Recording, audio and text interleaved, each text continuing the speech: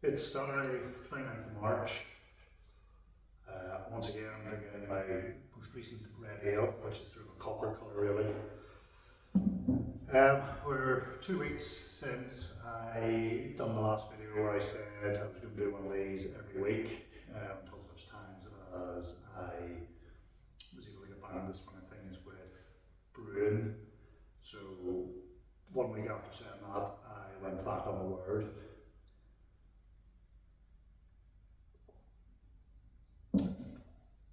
And the reason why I went back on my word, I had an absolute weekend off it last weekend. So hope you're sitting comfortably because this is quite an epic tale. Let's see if we can move you closer.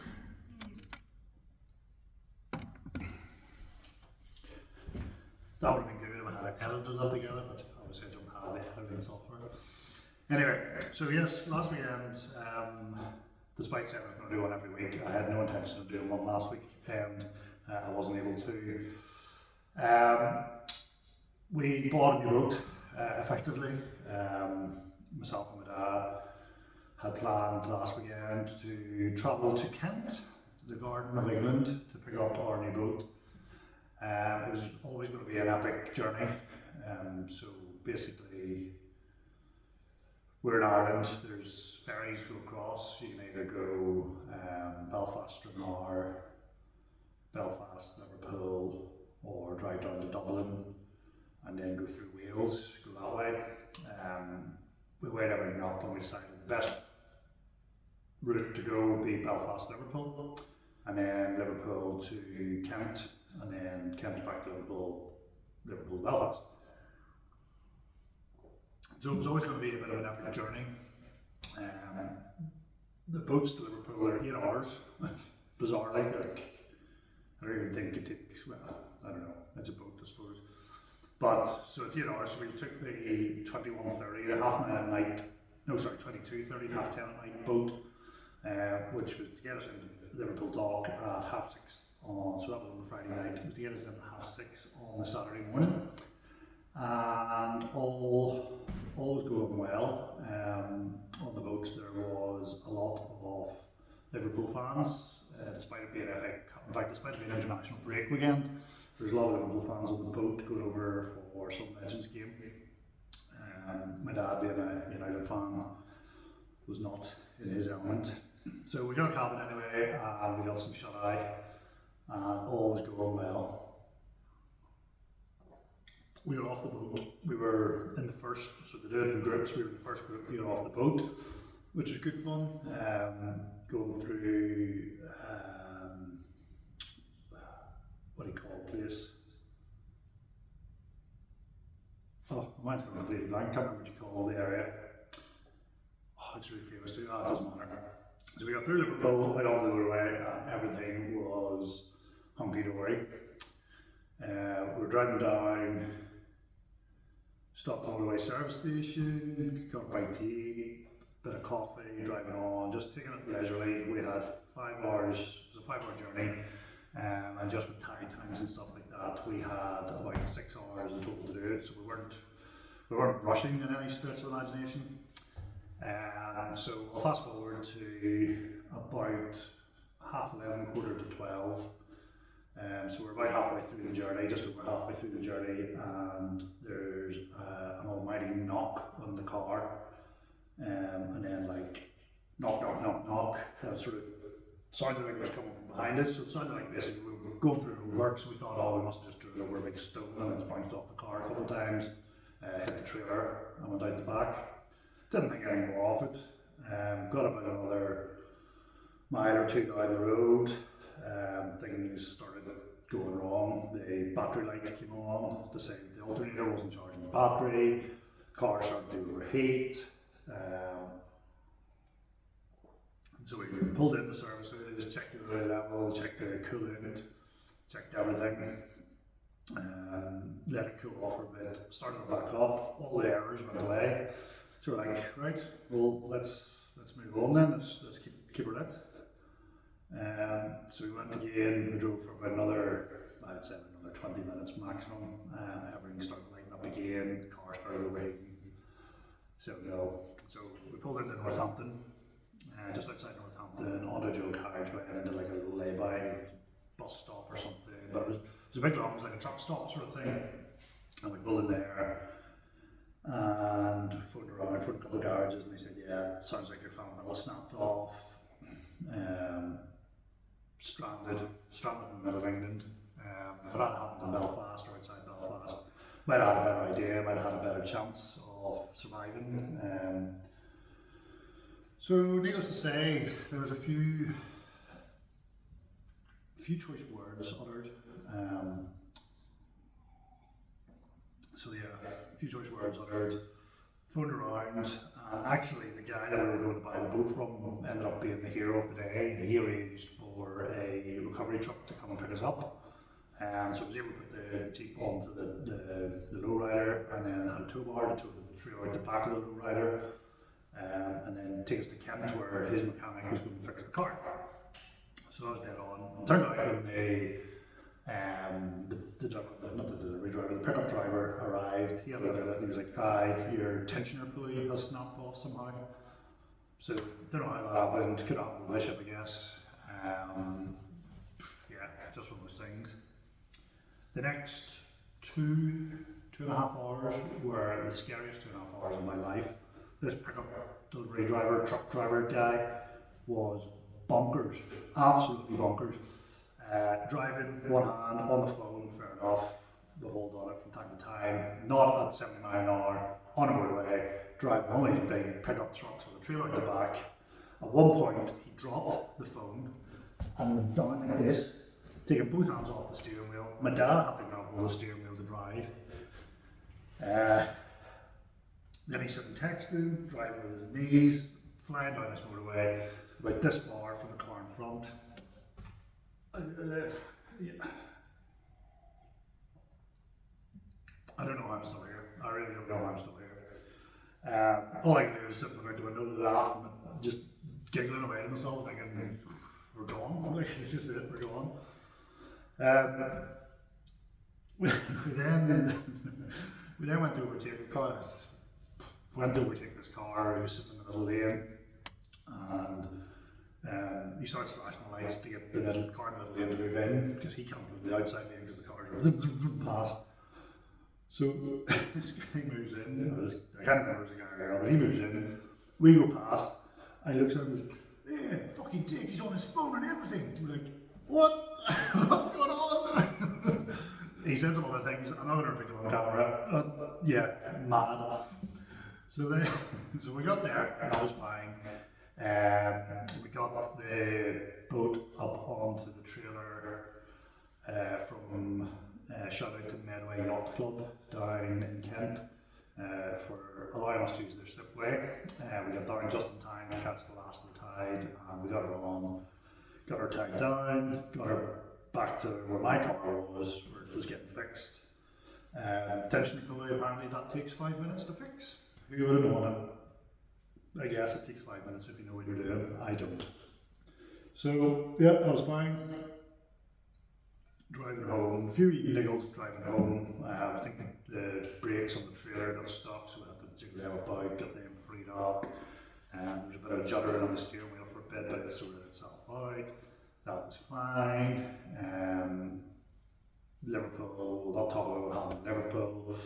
We ended up, so the plan was to get the 10:30 boat on Friday, arrive in Liverpool at 6:30 in the morning, drive down, drive back, get the 10:30 boat from Liverpool back to Belfast, to be in Belfast on Sunday at 6:30 in the morning. Obviously, everything that happened meant that we were never getting that late boat, so we had to rebook for the morning boat. So we got up to Liverpool for about, I don't know, it must have been about 4 or 5 in the morning. So we had to get the 10:30 boat in the morning, 9:30 boat in the morning, something like that, to get back to Belfast. So anyway, that was fine. Got on it, very little issues, smooth sailing. Getting off the boat in Belfast, there's a bit where it's basically like this, so trailer hit a bit, but nothing major. So we drove back home. My parents live on the north coast of Ireland, and we were driving up there. That's what was kept in the marine near there, but I was going back to their house do a bit of work on it, clean it up a bit, just general things you do to get a new thing. We were approximately, I would say, a mile, 2 miles at most from my parents' house. We come to a T-junction, so you down the hill and give way to the cars going this way. As we're going over the hill, the same thing happened again, loud knock, and then as it fell to the back of the car. Only this time, when we got to the bottom of the hill, I thought to myself, you know what, we can limp it back, like it's 3/4 of a mile, it's a mile, whatever it is, it's not very far. Got a gap in the traffic, drove, got to the white line, and the next thing the car was like, don't fancy this, and just stopped. So we have a trailer in the back with a 2-ton load, my car, roads completely blocked in 3 directions. Absolute fucking nightmare. Now, the corner, for those people who know Northern Ireland, it's University Corner there where the motorbikes go around on the northwest. So, like, it's one of the busiest junctions in that area. Wild. Luckily enough, a young lad who had a Isuzu Trooper or something like that stopped, hitched the boat trailer up and took us back to mum and dad's house. I pushed the Land Rover the side of the road and got it recovered the next day. Transpires, somehow the prop shaft broke on the car, thankfully under warranty, so it got fixed. The guy asked us what we were towing. He thought we were towing we were towing the Stena, but no. The weight of the boat and the trailer is well within the weight limits of the car. So yeah, no idea, just one of those things that happened twice in 2 days. So that explains why I didn't do a video last Friday night. Why did I not do a video last night, as an actual Friday night? Well, I came up with all intentions. I got the light on, got the camera on, sat down, I had the heater on for a bit to keep the room up so it didn't feel on edge and cold and stuff. Everyone was sitting, we were ready to go, and knew what I was going to talk about. I was basically going to just tell you that story. And nothing came out. I had a CO2 gas leak. And that's why this beer is not very well carbonated. But I know beer to drink. Now obviously, I put a photo on the Facebook chat, group chat thing. Obviously, you're allowed to have a commercial beer, but what we're in this channel is it's homebrew, and it's just me waffling about nonsense at the moment. So I couldn't do it last night, so I hadn't really planned to go and get CO2 today. We planned to go to the beach actually, because the weather forecast wasn't too bad, and then we got up this morning and it was torrential rain. So we decided, I decided, fuck it. Although we have a CO2, I'll wire it back up or plumb it back in. Plummet? Is it plumbing? Is it plumbing? Is it plumbing? Fire back in, trying to identify the leak, which I did. The O-ring in the keg that this beer is in isn't forming a proper seal anymore, so I'm going to have to get a new O-ring. So what I did is I cranked the pressure right up, give it cuts of upward pressure, and then I just have to be careful with the pour for the time being until such times as I sort it out. So that's why the last 2 weeks have been a no-go. And I decided since I've done that, I may as well do a video tonight and put it out anyway, and we'll see what happens.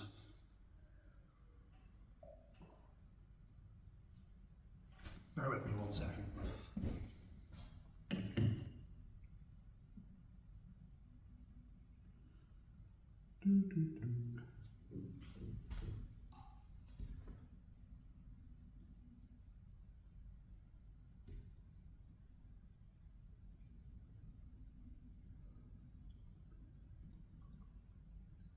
Just talk amongst yourselves.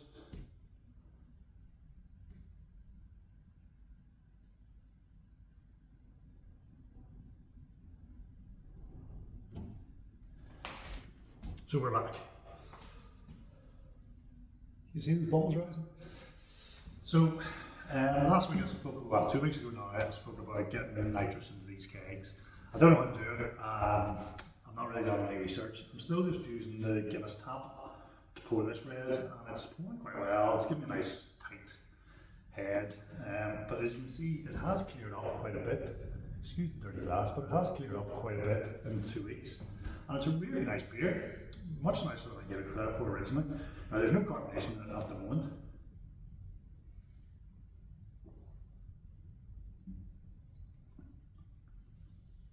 There's no carbonation in it at the moment, but I don't think it really needs much carbonation, so I'm going to keep the carbonation really low down. Going forward then, I always try and sort of sum it up and going forward. I'm no further forward, we're getting the brewing equipment here, the basics downstairs, and that's it. The beer that I want to brew next, I know I could do something else next, but the beer I want to brew next is quite complicated and quite out of my comfort zone. So I want to make sure I have everything I need before I do it.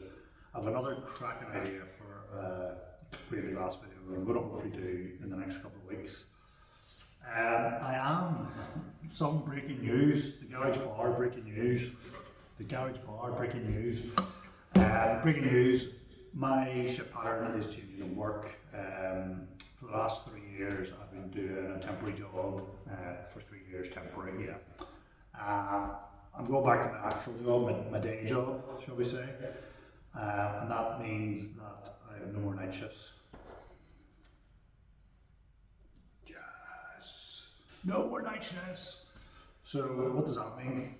I work the same amount of days, I just don't do night shifts. But what that means is my days off, they're not sleeping days. So I don't lose a day every week sleeping because I've been on night shifts for a week. That extra day is going to be brew day. It's going to be brew day. So yeah, it's going to be brew day. My new shift pattern, as well as not losing those night shift sleeping days, I also get an extra day off a month, because of just the way it works. I just get an extra day off a month. I don't see any downside to this. So hopefully in the next, well, April starts tomorrow, doesn't it, or Monday? So hopefully we'll get a brew on Monday, or not on Monday, in April. We'll get some brews on. I have 2 spaces on the kegerator, keezer. I always get that wrong. I have 2 spaces on the keezer. I know what I want to do with one of them, and the other one I have an idea of the video that I'm going to do for it. I just don't know what beer it is yet. Anyway folks, that's me waffling on. I normally try and keep these to 15 minutes. We're now almost at 18 minutes. That's enough for anybody. I just thought I'd give you my tale of woe, my adventure to the Garden of England and back. And it's been emotional, guys. Until next week. Cheers.